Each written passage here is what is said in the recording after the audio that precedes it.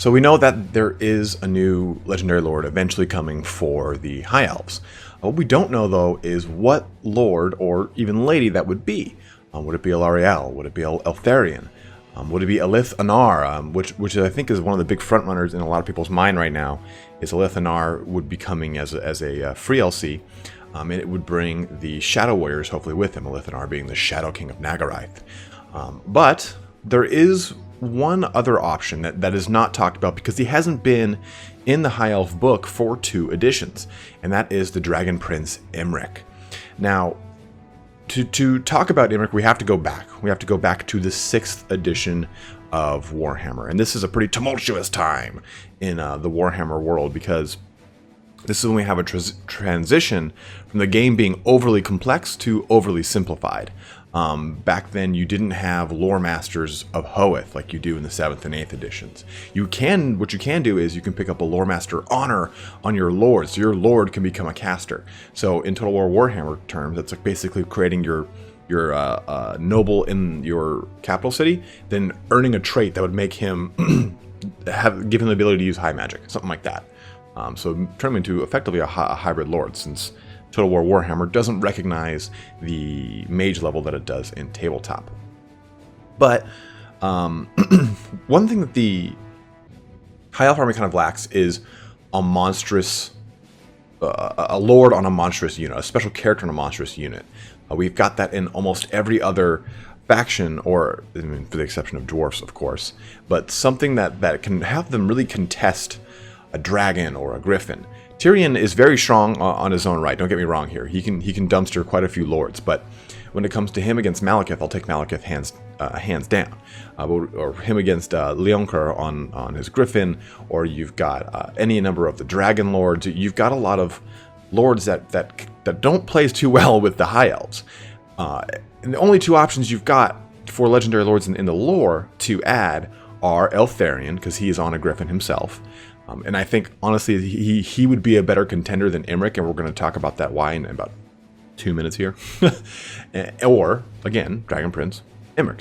So, I mean, my typical kind of lord thing here, I'm going to read through the very quick little blurb from the 6th edition book. This is an old book, like the pages are started to yellow into the actual page. That's how old it is.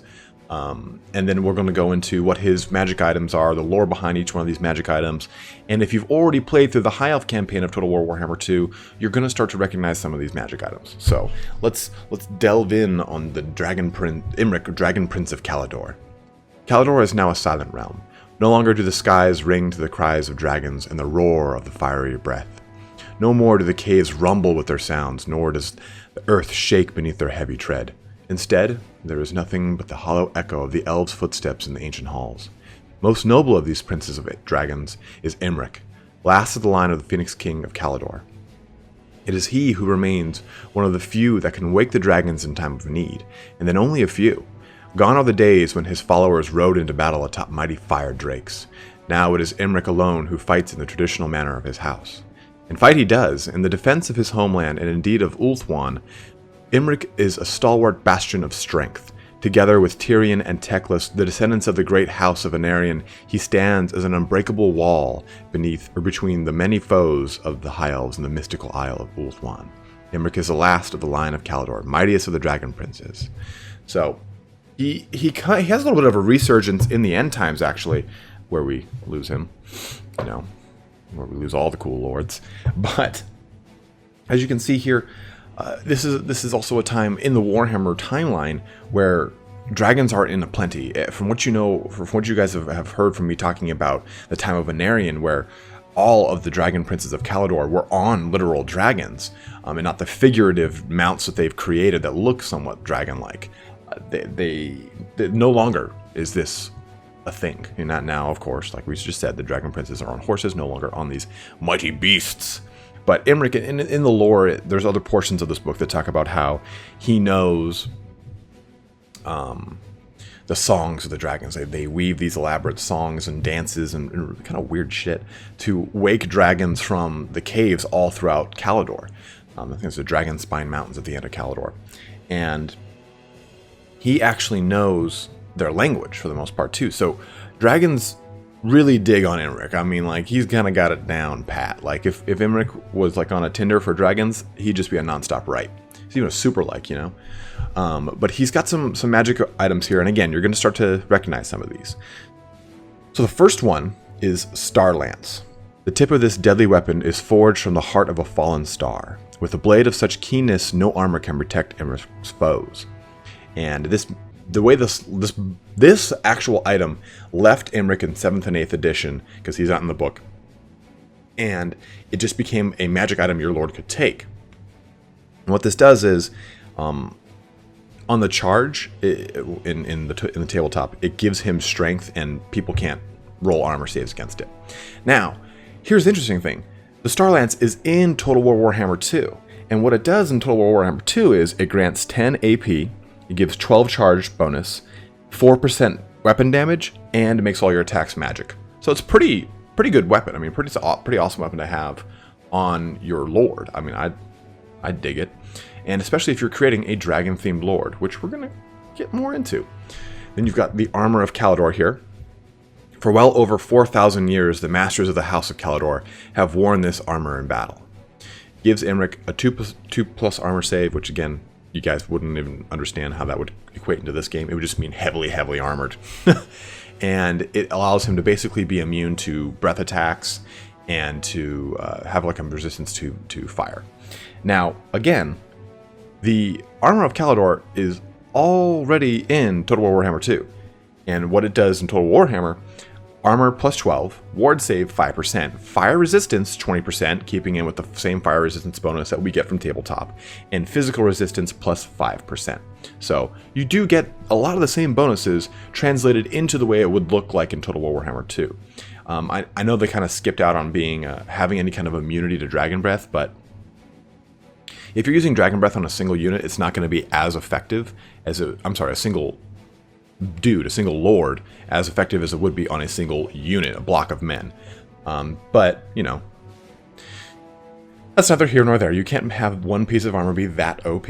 But next item here is the Dragon Horn. This war horn was made from the horn of an ancient dragon, gifted to Imrik's distant ancestors in elder days.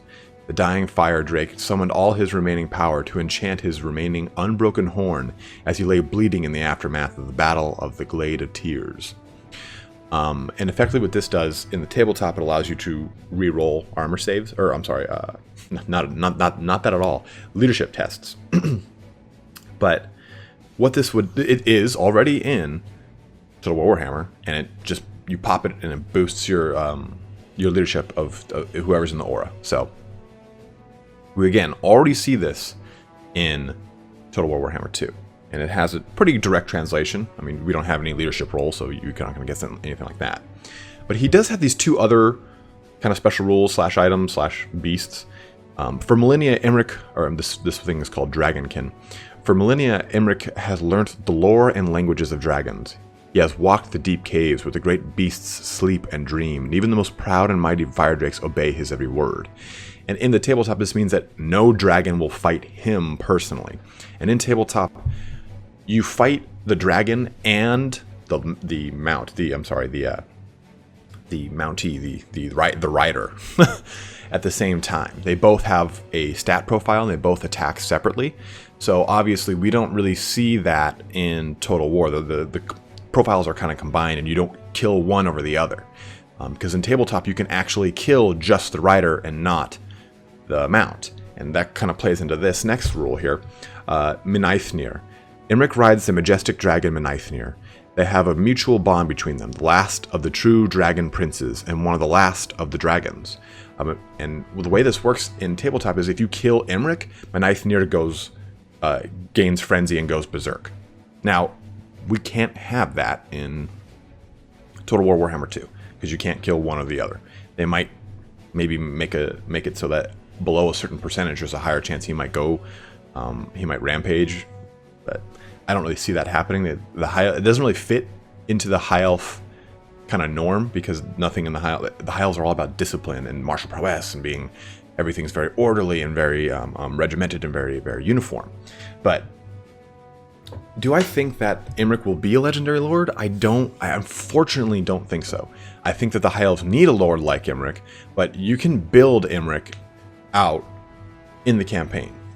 There was one gentleman on the subreddit who actually brought to my attention that a lot of these are in the game. I'd only seen the Dragonhorn and the Starlance, but the Armor of Kaldor, the Starlance, the Dragonhorn, they're all in the campaign. So if you want, you can make a lord that is basically Imrik, and then rename him Imrik if you even want to. So maybe that's their kind of nod, that you can kind of build Imrik in the campaign, and they're not going to add him as a legendary lord. Or maybe even that's their teaser. Hey, we've done this.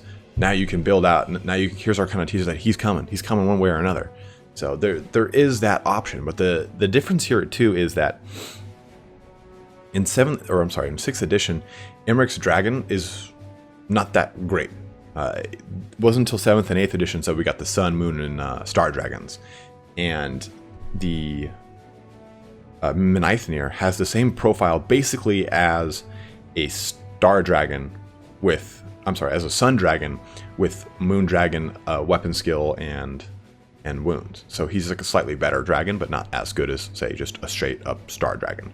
So it's interesting to see what they'll do with Imrik, and if they'll even do anything with Imrik. Like I said, he's kind of a bit of a landmine. Like, do you go in that direction knowing that you can pretty much already built him? The only thing missing is a custom skin for him, basically. Or do you present something like Eltharion, who would bring Griffins to the High Elves, which are missing. Griffins are a really big part of the High Elf army list.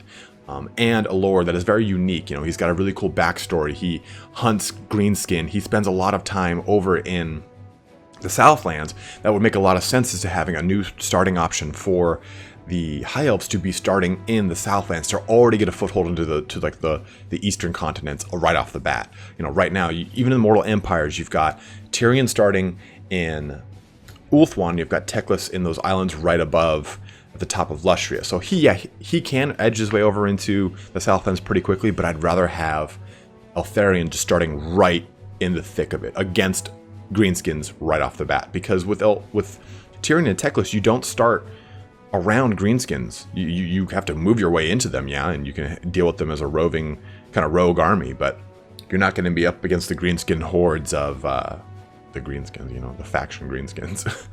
But let me know what you guys think. I'd love to hear what your opinions are. A lot of people are really hellbent that it's going to be a Lithanar. I'd really like to see it be Eltharion, because I think a Lithanar would come as a DLC alongside maybe like another Dark Elf Lord, to both add a unit and a lore at the same time. I'm not so sure that they would add a FLC, a free LC Lord with the unit that corresponds with it, you know, i.e. Shadow Warriors and Lithanar. But let me know what you guys think. Love to get your opinions as always, guys. We'll be doing another 2 streams here next week. We'll do our Saturday and Sunday stream as always, and we got a lot of goodies planned for you throughout the week. We got the big Tomb King video landing here pretty soon, and some more quick battles. Going to be kind of amping up those quick battles, get a lot more out to you guys. But thanks for watching. Have a good one, and take care.